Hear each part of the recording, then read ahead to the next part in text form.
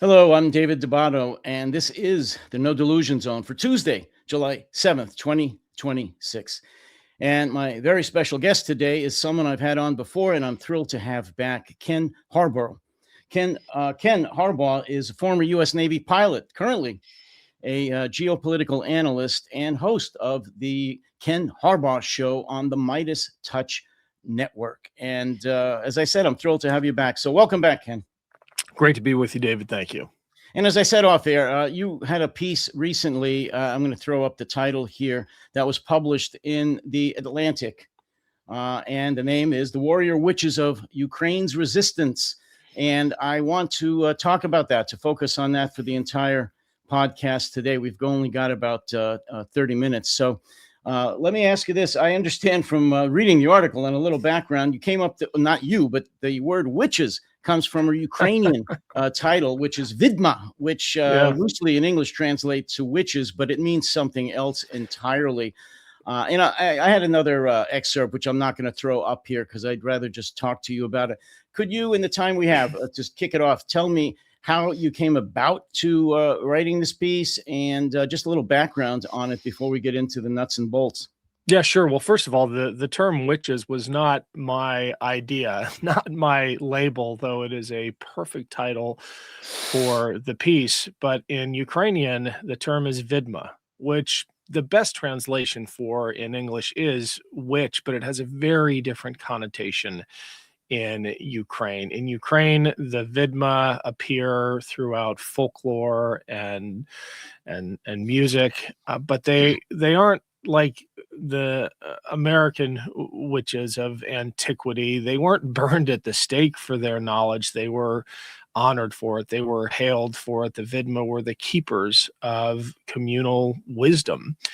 And it is a fitting metaphor for the resistance fighters, especially the women resistance fighters behind enemy lines, because the main thing that they do these days is provide intelligence. They provide knowledge to the Ukrainian military. The resistance used to be kinetic, and there is still some of that, by which I mean there used to be, assassinations and bombings and things like that. It has now evolved into something much quieter, but even more deadly, which is an intel campaign that directs the middle strike drone effort against Russian positions in the occupied territories, an effort that is having a devastating impact on the Russians' ability to prosecute this war. It has effectively shut down the land bridge to Crimea. It is wreaking havoc all across Mariupol and elsewhere.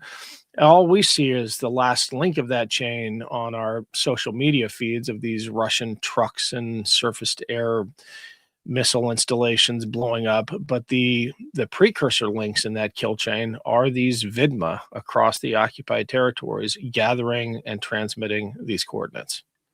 Yeah, and you were talking about how it really doesn't mean that in the sense that how these women are working. In fact, again, reading the article, the closer translation is vidate or vidat, which means to know, because these women work in intelligence. So that's pretty much what they what they do.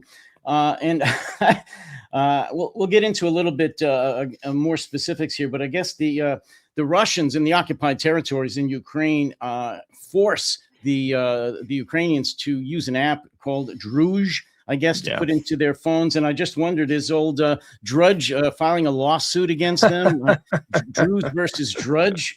I guess, I don't know that it has anything to do with the Drudge Report. Druge in Russian means friend. I don't think so, but probably not. Yeah, I just saw that. In the time we have, there's so much in here, so I want to try to get to the most important and I think humorous pieces too. And the humorous pieces, your best forever friend Sergey, who was, I guess I don't know how to say it, flirting with a Chechen fighter in the occupied Donbass. Why don't you tell me Sergey's story in your piece? Sure. Well, I mean, spoiler alert, Sergey is the actual agent who cultivated this contact, a Chechen commander deep in the occupied South.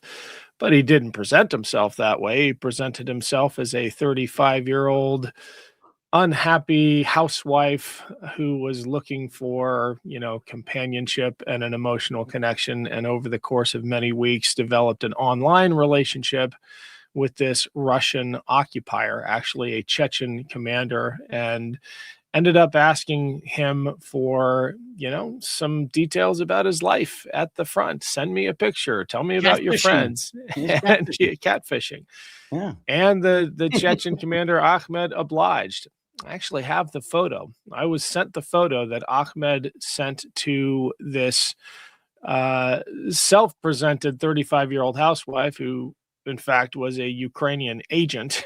And the photo has over Ahmed's shoulder a picture or a map of the compound with its coordinates. And it wasn't long after that photo was received that barracks was hit by a drone strike. It's that kind of, devious innovation that the Ukrainians are employing every day to harass and ultimately drive out the Russian occupiers. Do we know if old Ahmed is still with us?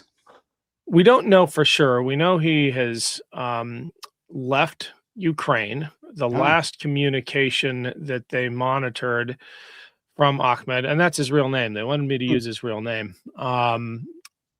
Made it pretty clear that he didn't even realize he had been catfished. He thought his account had been hacked, and that's how the Ukrainian military got the coordinates for the barracks. But when I asked my Ukrainian contact in the resistance whether they were worried about burning Ahmed as a source, I was concerned that about using his real name, about using the details of the story, and they said, please use every detail you can, use his real name, because we want his entire unit, we want his friends to know what he did, and then we want him to suffer. I mean, the resentment, the hatred towards the Russian occupiers is palpable. There's very little forgiveness in the hearts of Ukrainians. And if I need to explain that, I can, but it also explains why women are such a force in the Ukrainian resistance. They have suffered more than anyone under Russian occupation. Well, as a follow-up to that, I mean, you read my thoughts. I'm going to throw up an excerpt from your piece, which talks to that directly. And I'll just read it. You can, folks, read along with me. For Roxana and some of the other women operatives I spoke with, the determination to destroy Russian occupation was forged in dark experience. Almost every day for the first few weeks after the invasion, we would hear about another body in the street, Roxana said. If it was a woman, they were often abused. The doctor, Tatiana Kostan, I can't pronounce her name correctly, runs the Women's Center in one of Kyiv's largest hospitals. In 2022 and 2023, her facility treated a steady stream of sexual assault survivors from the occupied territories, ranging in age from 4 to 75. Over the past 4 years, she told me, we have become a world leader in new methods for gynecological reconstructive surgery. And, Ken, that one last sentence there is going to stick in my mind for a long time. It's just abominable. And I just recently read an article in a book, actually. Where does the cruelty come from in Russia? In Russians, it's a historic kind of a deal. And just one last excerpt from this piece. It talked, because you mentioned how the women are doing this, and the Russians don't expect that, because in Russia, women are not expected to be frontline soldiers or to really be competent in anything other than having babies and taking care of the home. And this piece, or the excerpt, says the warrior witches have become Ukraine's most feared intelligence assets, moving through occupied territory like shadows. Orbets, who is a member of the Ukrainian parliament, travels abroad often, where she is sometimes asked, what happens if Ukraine runs out of men? Be careful what you wish for, she said. If Ukraine's women are in charge, there won't be a Russian left alive. And from the last excerpt I played about Ukraine being a leader in gynecological reconstructive surgery, among many, many other things, it is no wonder why. It's no wonder why women form the backbone of the Ukrainian resistance movement. They have very good reasons to want to drive the Russians out. That stat about the age range of those sexual assault victims that Tatiana's clinic treats, I mean, that sticks with me as well. the age range from 4 to 75 years old. I talked to an 11-year-old. She was 11 at the time of the invasion when the Russians occupied her village. I think she was 13 when we had our conversation, my daughter's age. And before the interview started, she apologized to me and said, I'm sorry for my stutter. I did not used to have this problem until the Russians took me to the basement. The basement is a Ukrainian euphemism for a torture chamber. You asked why the Russians have this mentality. I describe it as a bloodlust. I mean, part of it is cultural, I think.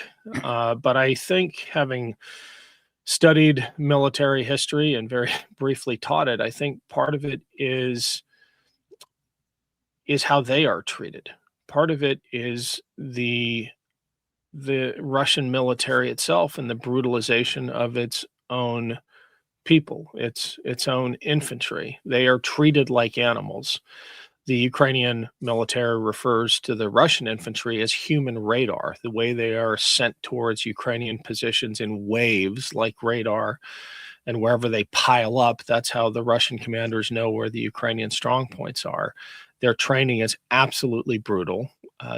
Their commanders don't care for them at all. They are treated like animals, and I think treated like that for long enough in the military and at home, honestly. I mean, it is a serf culture. Maybe it shouldn't surprise us that they are reduced to these, animalistic instincts when they occupy someone else's land. It shouldn't maybe surprise us that they behave the way they do. Well, I mean, who can forget those of us that read about it and during the early days, weeks of the full-scale invasion, where Russian women wives would be calling or texting their husbands on the front line to abuse and rape Ukrainian women. Yeah, we have Ukraine's. We've intercepted, not we, the Ukrainian who are in military intelligence have like text message exchanges between Russian wives and their deployed husbands, encouraging them, cheering them on in this depravity. It's unspeakable, but I think it helps people understand why Ukrainian women are as fierce as they are. Yeah, I mean, a while back during, I think, again, it was the early phase of the war, maybe even just before, I wrote a piece on the brutality and cruelty in the Russian military.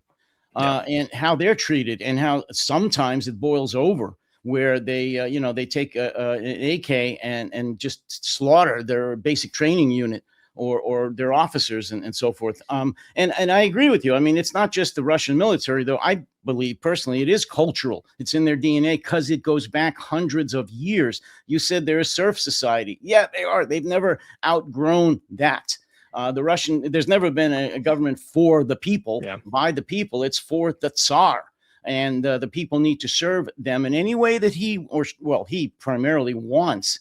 And they're essentially slaves. In the piece, first of all, I wanted to ask you, and you do mention this a little bit in the piece. How did you get to do this? How were you invited in, and how did you arrange all this? It's a great question, and I will answer it, but I probably should have begun the interview by just making clear that the Ukrainians want this story told. They very much want to let Americans know what is happening behind enemy lines, even though it does add some risk. Although I was very careful with the details that I shared, far more did not go into the piece than went into the piece. But Ukrainians want this story told for a couple reasons. The main reason is they want the Russian occupiers to be afraid all the time. They want them looking over their shoulder every second of every day. An agent in occupied Mariupol, codenamed Sestra, told me that she wants that Russian occupier to feel that paranoia every time they're walking down the street, to know that they are hated wherever they go. The Ukrainians also want Americans to understand that they are fighting for every inch of their land. There's this really misguided narrative in this country, advanced, by people at the highest levels, including the vice president, that Ukraine should be forced to surrender land for a so-called peace. That would not be peace. And if you talk to any Ukrainian, they scoff at that idea and they point to Bucha, the mass graves there. They point to Mariupol. They point to any place that Russia has occupied.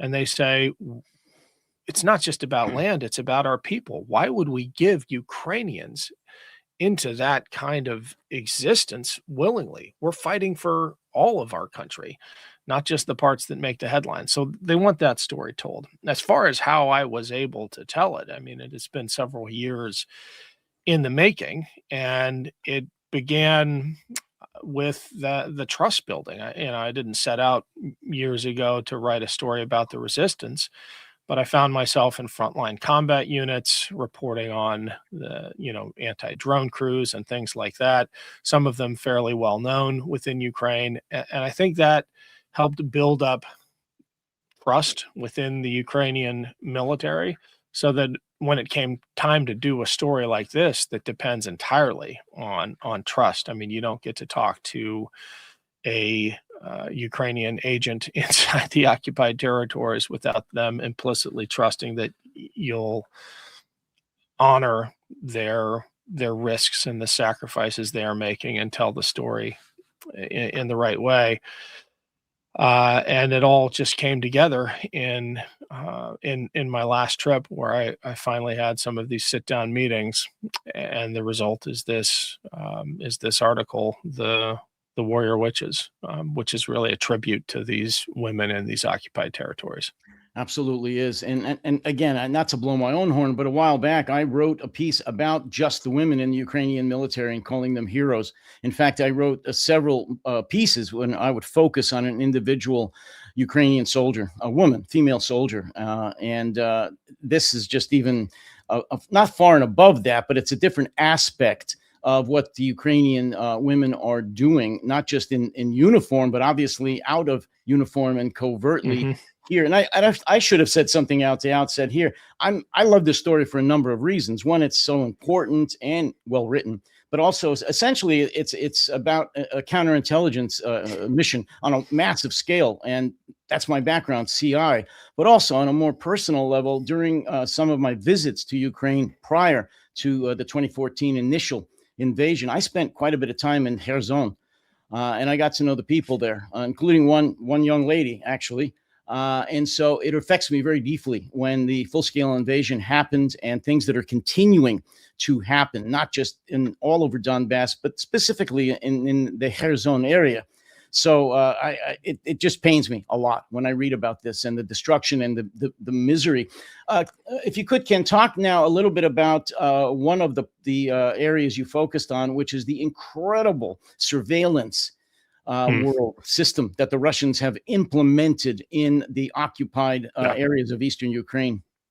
Well, obviously, the FSB, the Russian intelligence, initiated this surveillance net as a response to the resistance. In the early months of the resistance, there was a lot of symbolic resistance from the Ukrainians, and there were also the kinetic actions, the assassinations and things like that. But some of the symbolism was really pretty brave. I mean, just playing a Ukrainian song out an open window or flying a Ukrainian flag, that kind of thing will get you killed now. At the very least, it'll get you taken to the basement.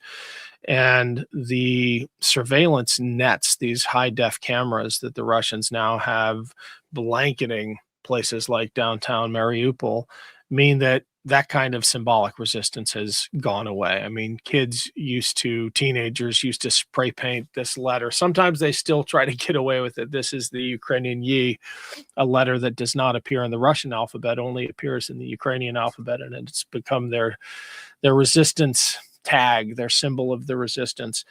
But even if your face is covered and you're, spray painting something on a side of a bus stop or an abandoned building, they can trace your movements back using this web of high-def cameras to where you began, to your home, and they'll round up your whole family. So the resistance leadership itself has said, knock it off. It's brave, but it's stupid. In fact, one resistance commander told me, we need intel, not art, which I think is a very poetic way to put it. like enough with these symbolic acts. We don't need you to spray paint Ukrainian colors or Ukrainian symbols. We need intel. And actually, when it comes to the Ukrainian colors in 2022 and 23 in Mariupol, the Russians tried to ban the colors blue and yellow, Right. the colors of the Ukrainian flag. Yeah, I remember. Families report receiving aid packages with like packets of crayons and markers for their school-age kids in them, and the blue and yellow colors were ripped out. You couldn't buy blue and yellow paint. That's how paranoid the Russian occupation forces were about these expressions of Ukrainian patriotism. But now the surveillance is incredibly dense, and the repercussions are absolutely horrific. These basement torture chambers that the Russians operate, they are in full view. In a way, it's even more depraved than the Gestapo in Paris in World War II, because the Russians, they almost act as if they're proud of their brutality. They don't hide the locations of these torture chambers. They dump the bodies in the street the next morning so that every Ukrainian can see them and know where they're going to go if they get caught. And so there's this palpable fear, but in the face of it, the Ukrainians are still resisting. I mean, that is its own tribute to their bravery. It would be one thing if their resistance were inconsequential, but they are risking everything to fight the occupiers. You know, with this barbarity on display every single day, like you just said, in the streets, they're not hiding it. In fact, they're proud of it. And I'm just going to divert here for a moment, and this is my opinion, not yours. It disgusts me when one of the rising political parties in the United States, the Democratic Socialists of America, several of them, not all of them, are still supporting the Russian invasion of Ukraine, saying how NATO had forced it, how Ukraine had attacked Russia, you know, the whole standard Kremlin talking points. And this is a up and coming party in the United States. They've won several primaries in big cities, LA, New York, Chicago, Washington, DC. And it sickens me that there's anyone actually, but any politician that's running for office in the United States today who would back the Russian occupation and invasion and brutality in Ukraine.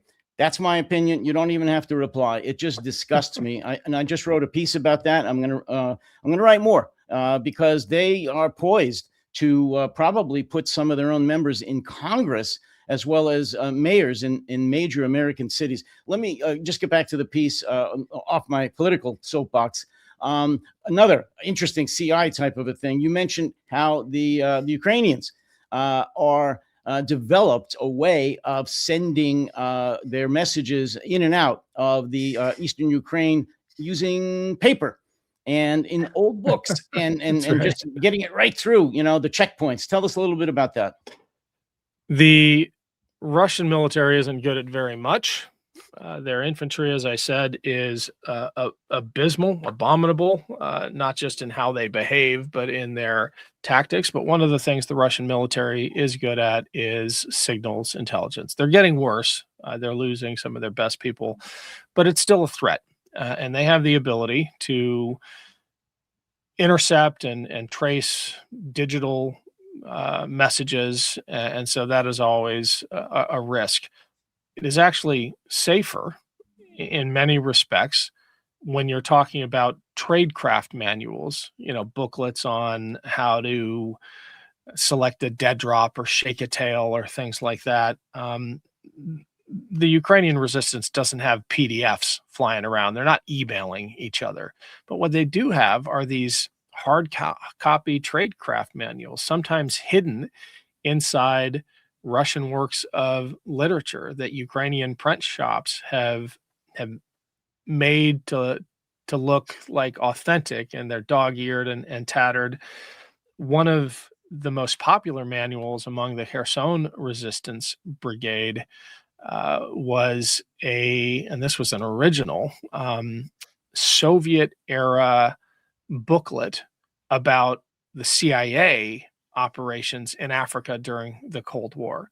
It was a manual on catfishing and honey traps, honey traps really, and the Kherson resistance passed that thing around. Was hugely popular.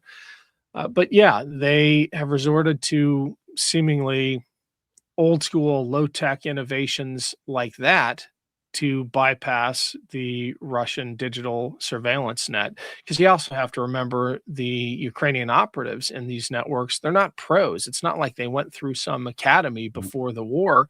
The vast majority of them had nothing to do with the Ukrainian military until the war started, and have found themselves thrust into these positions of enormous responsibility, with no training. So they have to learn on the job, and it's a pretty dangerous job to learn on.